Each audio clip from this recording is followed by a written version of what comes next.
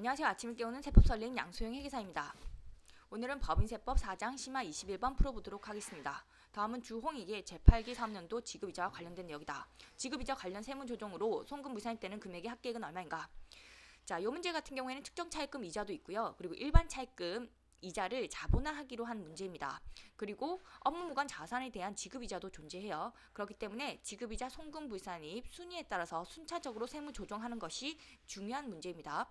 1번 손익계산서상의 이자 비용은 다음과 같다. 곱표시 1번 보시면 기말 현재 공사가 진행 중인 공장 신축과 관련된 특정 차입금이다. 자, 이거는 보자마자 송금불산입 하고요. 그리고 소득처분은 유보로 하시면 되겠죠. 자, 이렇게 송금불산입 하고 나서는요. 지급이자를 고치셔야 돼요. 빵으로 고치면 되겠죠. 왜냐하면 선순위로 송금불산입 된 지급이자는 후순위 송금불산입 세무조정할 때 제외하기 때문이죠. 자, 곱표시 2번을 보시면 현재가치 할인차금 상각액 100만원이 포함되어 있다. 자, 지급이자 송금불산입 할 때는요. 현재가치 할인차금 상각액을 지급이자로 보지 않죠. 그래서 이것도 마찬가지로 고쳐 놓으셔야 돼요. 1,400만원으로. 자, 그러면 합계가 바뀌죠. 얼마로 바뀌죠? 9,800만원으로 바뀌는 거죠. 자, 차입금 적수도 계산해 놓고 시작하죠. 자, 차입금 적수 어떻게 계산하죠? 지급이자 나누기 이자율 곱하기 365일 하시면 되겠죠. 그래서 12%짜리 지급이자 차입금 적수 계산하시고 10%짜리 지급이자는 빵으로 바꿨죠. 계산하시지 마시고 8%짜리는요. 지급이자를 1,400만원으로 봐서 차입금 적수를 계산하시면 돼요. 자, 그러면 차입금 적수 합계가 나오는 거죠. 2번 주홍익은 기말 현재 공장 신축 공사를 진행 중에 있으며 동 공사에 대하여 46,500만원이 당기 2월 15일에 지출된 바 있다. 그 외의 공사와 관련된 지출액은 발생하지 아니하였다. 자, 공사 지출액이 나와 있네요. 그리고 이 문제 같은 경우에는 4번 양가로에 일반 차입금 이자를 자본화하기로 하였다라고 되어 있어요. 자, 그렇기 때문에 이 공사 지출액 적수를 구하시고요. 여기서 특정 차입금 적수를 빼서 일반 차입금 쓴 부분을 구하셔야 돼요. 자, 먼저 공사 지출액 적수를 구해보면요. 36,500만원 곱하기 1수 하면 되겠죠. 1수는 계산해보시면 320일이 됩니다. 요 계산 빨리 하실 수 있겠죠. 365일에서 2월달 14일 빼고요. 1월달 31일 빼면 320일이 나와요. 자, 그러면 공사 지출액 적수가 나옵니다. 자, 공사 지출액 중에서 특정 차입금을 먼저 쓴 걸로 보죠. 그래서 자, 특정 차입금 적수를 계산하셔야 돼요. 특정 차입금 적수는 지급이자 2,600만원 나누기 이자율 10% 곱하기 365일 하시면 되겠죠. 그래서 계산해 보시면 특정 차입금 적수가 949억 원이 나와요. 자, 이 금액을 빼면요. 일반 차입금 적수가 나오는 거죠. 얼마죠? 219억 원이 나옵니다. 자, 그러면 일반 차입금 이자도 계산해 보도록 하죠. 자, 선순위로 송금 불산입된 금액을 제외하고 남은 이자가 얼마죠? 9,800만원 곱하기 차입금 적수도 남은 차입금 적수로 계산하는 거예요. 분의 자, 일반 차입금 쓴 부분이 219억 원이죠. 자, 계산해 보시면 일반 차입금 이자가 얼마? 672만원이 되는 거죠. 그래서 이 금액도 송금불산입 유보로 소득처분하면 되겠죠. 자, 이렇게 송금불산입 하고 나서는요. 자, 지급이자를 고치셔야 돼요. 선순위로 송금불산입된 거는 후순위 송금불산입 세무조정할 때 제외하기 때문이죠. 그래서 지급이자 9,800만원에서 672만원 빼시면요. 얼마가 되죠? 9,128만원이 되는 거죠. 자, 차입금 적수도 마찬가지로 219억 원을 빼서 다시 계산을 해 놓으셔야 돼요.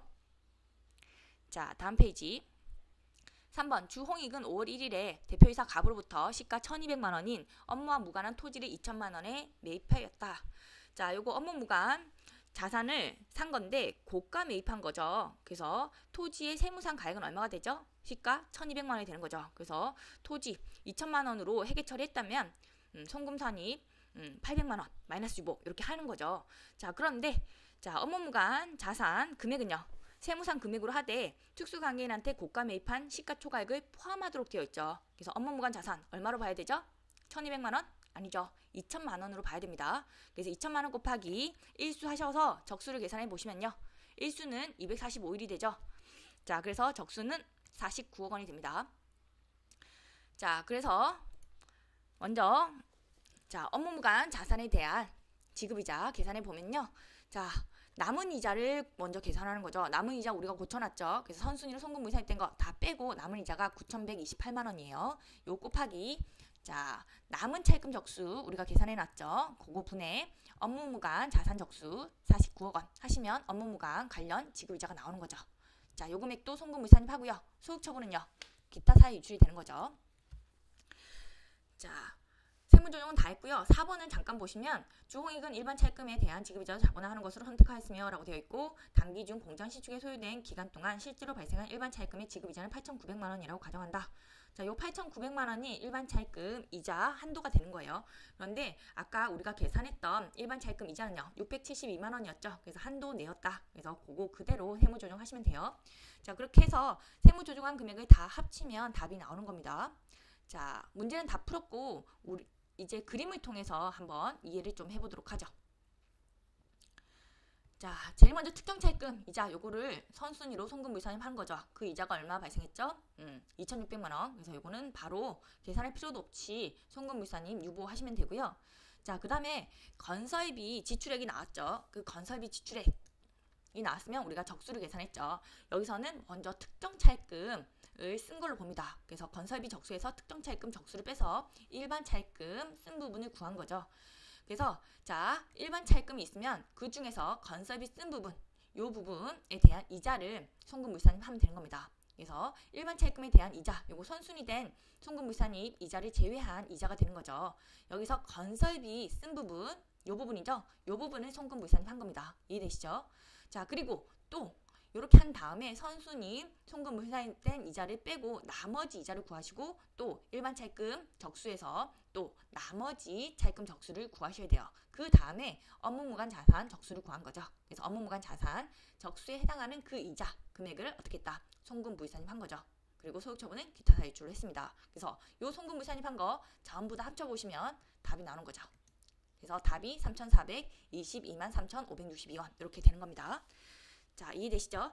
자, 이것으로 세법 설명 마치도록 하겠습니다. 수고 많으셨습니다.